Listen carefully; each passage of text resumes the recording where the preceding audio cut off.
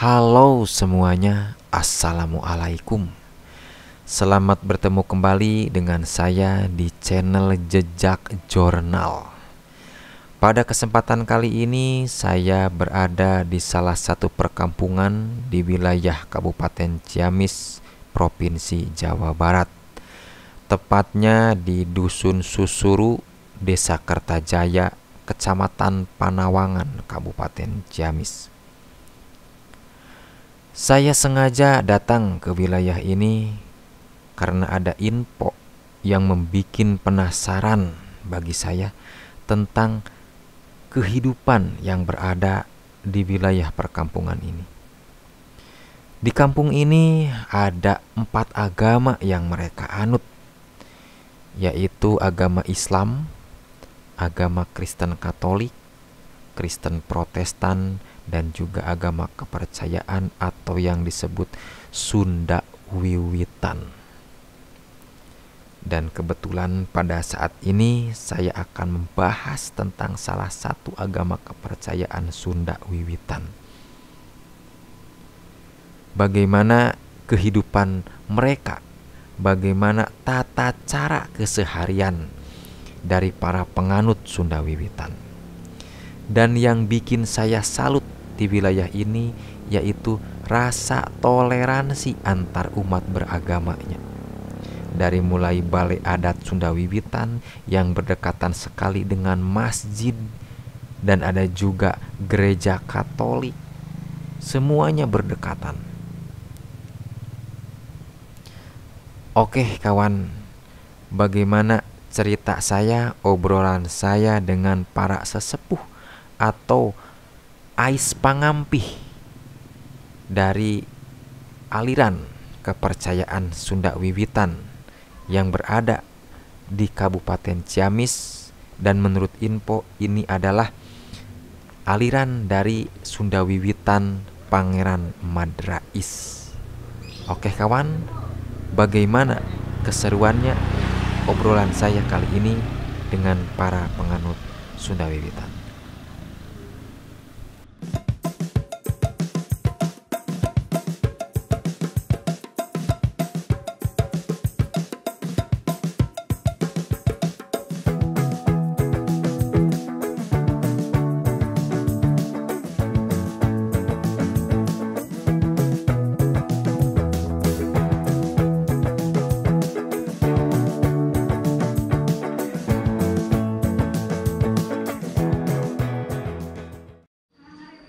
Nah kawan, ini saya sekarang berada di Blok Susuru, Kertajaya, Panawangan, Ciamis, dan di sini saya akan masuk ke balai pertemuan dari kepercayaan atau Sunda Wiwitan yang berada di desa ini. Kebetulannya di blok ini toleransi agamanya sangat kuat sekali, soalnya kelihatan dari masjid, ada balai pertemuan Sunda Wiwitan, dan juga tadi kelihatan ada gereja Katolik. Jadi di sini memegang teguh toleransinya sangat baik, sangat. Jadi istilahnya akur istilahnya, adat karuhun.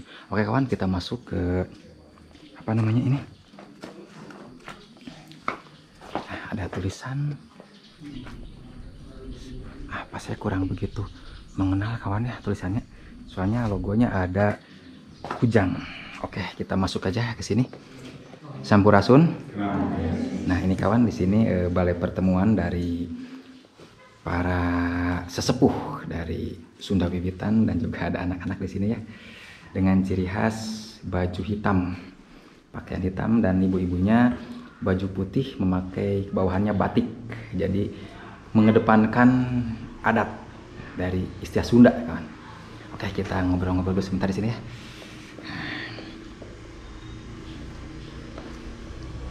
Oke, Pak. Ini adalah mungkin balai pertemuannya apa ya? Iya, balai adat. Balai adat dari Sunda Wiwitan. Jadi sejarah Sunda Wiwitan itu memang sudah lama sekali. Iya. Dari dulu sudah ada semenjak zaman Prabu Siliwangi ya, Pak ya. Zaman Prabu Siliwangi, dan sekarang masih ada, masih dilestarikan. Dulu saya dengar di sini sempat sempat keluar dari Sunda Wiwitan karena peraturan dari pemerintah dulu ya Pak. Iya. Nah, Bagaimana jadi, ceritanya ya? Sunda Wiwitan di sini yaitu Sunda Wiwitan versi Pangeran Madrais. Jadi sekitar masuk ke sini sekitar tahun 1860-an. Oh, iya. Dan jadi tahun itu banyak di sini yang menjadi pengikut Pangeran Madrais. Kala itu namanya disebut bukan Sunda Wiwitan, tapi dari Belanda nyebutnya ADS Agama Jawa Sunda. Kalau sekarang disebut Sunda Wiwitan. Dari zaman itu, dari tahun itu tersebar Sunda Wiwitan itu di daerah Ciamis, daerah Bandung dan lain sebagainya, Kuningan, kabupaten. Beberapa kabupaten. Di genep Dan kabupaten. sempat masuk ke Sampai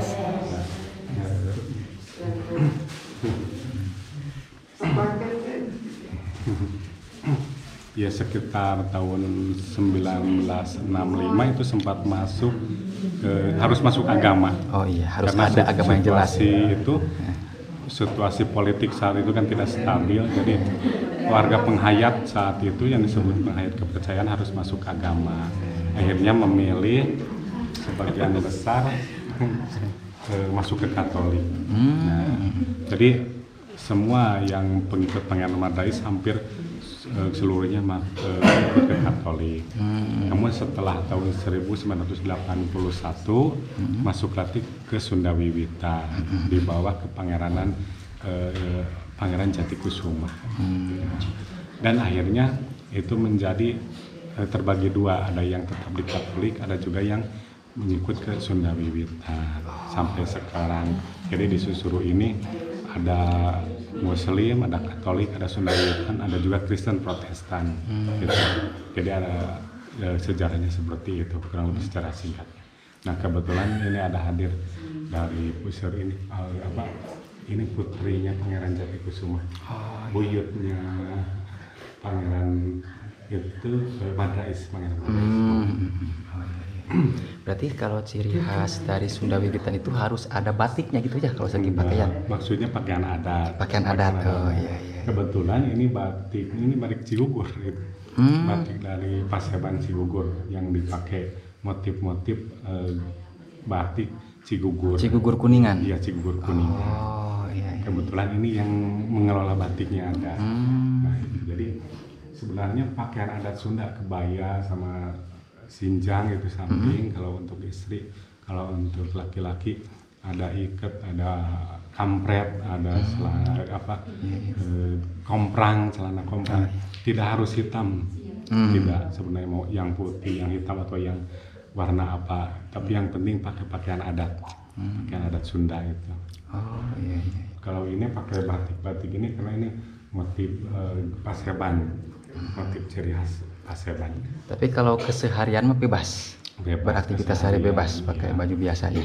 Tapi sebenarnya karena di adat pada punya gitu kan, pada punya sehari-hari juga kadang-kadang Seperti pakai, ini. Gitu. Betul. Wow. Berarti berkumpulnya setiap berapa bulan sekali atau berapa seminggu sekali? Di sini setiap hari Minggu, seminggu sekali, istilahnya peribadatan, pertemuan warga Sunda Wiwitan di sini setiap hari Minggu. Oh, iya. Maaf, berarti kalau sekarang di KTP juga sudah ada tulisan tadi kepercayaan gitu ya? Iya. Berarti sudah diakui oleh negara, oleh pemerintah tentang agama kepercayaan itu sudah diakui sekarang ya? Belum sih sebenarnya. Oh, belum. Masih beragam. Ada yang kosong di kolom agamanya, ada yang kosong, ada yang strip, ada juga yang kepercayaan, gitu. Jadi masih beragam karena belum ada pengakuan dari pemerintah yang resmi. Sekitar ada berapa orang kakak di di sini ya. yang masuk ke Sunda Wiwitan? 100 lebih orang. Jadi di sini itu pusat untuk wilayah Ciamis Utara, Sunda Wiwitan, Kecamatan Panawangan dan Kecamatan Lumbung. Itu wilayahnya di Kecamatan Penawangan ada Desa Indragiri, Desa Kertajaya. Untuk Kecamatan Lumbung Desa Cikupa, Kampung Cikupa, Desa Cikupa. Gitu. Ada lagi di agak ke selatan itu wilayah Bunter, Banjar, Kepel itu beda kepengurusan, tapi masih satu komunitas sama di sini. Untuk Majalengka juga tadi ada yang datang dari Cikijing ya? Dari Majalengka. Ya, orang Cikijing ya. Cingambul. Cingambul ya. Cingambul. Berarti di Majalengka beda lagi. Tempat berkumpulnya ya? Iya, ada. Cuma satu komunitas tetap sama. Iya. Kepengurusan tiap wilayah dibentuk ada gitu. Tiap wareh ada.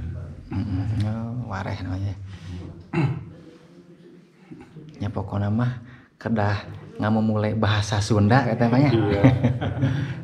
Jadi secara keyakinan, secara itu Sunda Wiwitan itu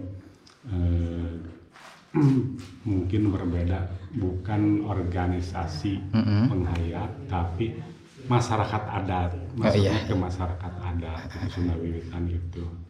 Jadi secara keyakinan gitu diharuskan, misalnya KTP juga nggak boleh di kolom KTP itu nggak boleh pakai agama yang lain. Oh iya, betul. Itu diwajibkan supaya tetap keinginannya sih. Memang kalau secara ke pemerintah misalnya dikasih mungkin kita mau diisi atau tidak gitu kolom KTP sama seluruh Indonesia, misalnya kalau mau diisi kalau tidak ya tidak gitu. Tapi harus keinginan kita misalnya Sunda Wiwitan atau yang lainnya juga, misalnya di daerah-daerah lain mungkin sesuai keyakinannya masing-masing. Berarti kalau acara-acara resmi ada setiap tahun, misalnya tanggal sekian. Ada kalender. Oh, punya kalender pribadi? Punya kalender, maksudnya komunitas dari peringatan hari-hari besar. Ada. Masuknya ke kalender Jawa nggak? Misalnya Raja Berwah puasa ada? Iya, tahun Saka Sunda. Kalau sekarang yang dipakai itu tahun Saka Sunda. Ya seperti itu, tahun Sunda itu tahun Jawa. Berarti ada hari-hari tertentu, hari raya tertentu. Ada. Berarti hari raya juga ada? Ada tahun baru, di sana satu Sura itu tahun baru. Oh sama seperti itu ya? Kemudian kalau Rayagung itu ada upacara adat Saren tahun. Rayagung bulan terakhir, perhitungan terakhir tahun bulan Sunda. Itu ada upacara adat Seren tahun di tempatnya di Cibubur Kuningan, di Gedung Paseban. Tapi untuk anak-anak sekolah mah bebas sekolah. SD misalnya bebas, SD di mana aja? Bebas di mana aja bebas sekarang. Bisa itu di pendidikannya juga ada dari sekolah, biasanya dalam pelajaran agama itu udah dikasih dikasih ruang mungkin. Iya, dikasih ruang kita jadi punya soal sendiri gitu kalau misalnya mau ada ulangan agamanya itu.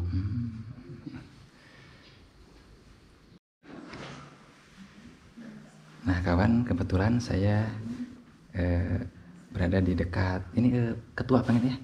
Sanes. Girang Pangaping Adat. Girang Pangaping Adat disebut itu ya. Jadi ini masih keturunan dari siapa tadi? Oh, di Cigugur. Cigugur ya. Dari masih keturunan apa namanya? Pangeran Sadewa Madrais. Oh iya, Pangeran Sadewa Madrais. Ya. Jadi ibu teh sebagai ya istilahnya pemimpin gitu ya, bukan atau Sanes Pangaping. Pangaping gitu ya. Sebetulnya ada peringatan-peringatan ya di komunitas Saakur itu dari tapi itu memang peringatan yang diketahui oleh warga adat saja gitu kan, karena sifatnya peringatan-peringatan itu dikarenakan adanya sebuah sejarah atau sebuah proses perjalanan, seperti halnya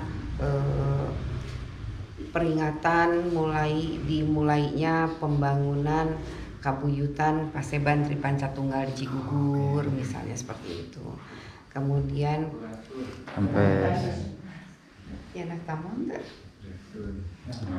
Kalau untuk sarang tamu? Untuk sarang tamu? Oh. Oh. Kemudian peringatan misalnya pesta kembang itu artinya serah terima kepemimpinan gitu kan, dari Pangeran Madrais kepada Pangeran Tejabuana, dari Pangeran Tejabuana kepada Pangeran Jatikusuma, itu juga ada peringatannya. Tapi peringatan-peringatan itu ya karena tidak diekspos keluar, ya paling yang besarnya sih hanya peringatan satu surah atau kemudian upacara adat Serentahun tanggal 22 Rayagung gitu. Seperti itu aja. Ya itu saja sih yang bisa saya sampaikan kalau untuk peringatan. Oke Bu, terima kasih ya infonya. Sangat-sangat berterima kasih. Saya bisa berkumpul, bisa ngariung di dieu, ngariung sareng sesepuh sadayana di Sunda Wiwitan ngaraos bingah, abdi ngaraos bingah, bisa mengenal naon arti Sunda Wiwitan eta. Oke kawan, sekian dulu video saya kali ini seputar tentang penganut Sunda Wiwitan. Semoga memberikan informasi yang tepat. Terima kasih. Wassalam.